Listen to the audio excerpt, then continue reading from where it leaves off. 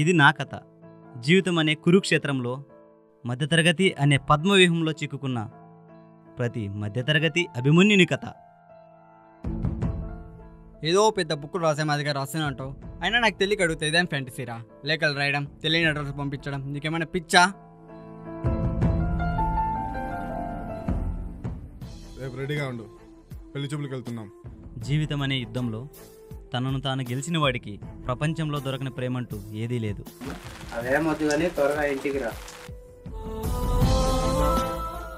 అయినా ఈ రోజుల్లో కూడా ఇలాంటి అబ్బాయి ఉండడం మీ అదృష్టం. ఓటమిని తప్ప విజయాలు చూడడం జీవితాలు మావి. ఎందుకురా నిన్ను నువ్వు మోసం చేసుకుంటున్నావు? నీకేమైనా పిచ్చి పట్టిందా? అర్థమైందా? ప్రేమ ప్రేమ అనేది కేవలం 2 అక్షరాల పదం కాదు, 2 జీవితాల కలయిక. నా జీవితంలో ఆ ప్రేమకు చోటు ఉందో లేదో చూడాలి. చందమామను చూసి సంతోషపడాలి, కానీ ఆ చందమామ నాకే కావాలి అనుకోవడం మన మూర్ఖత్వం రా. అయినా నేనే కటిక దరిద్రంలో ఉన్నా. ఆ దరిద్రంలోకి తనను లాగటం నాకు ఇష్టం లేదురా.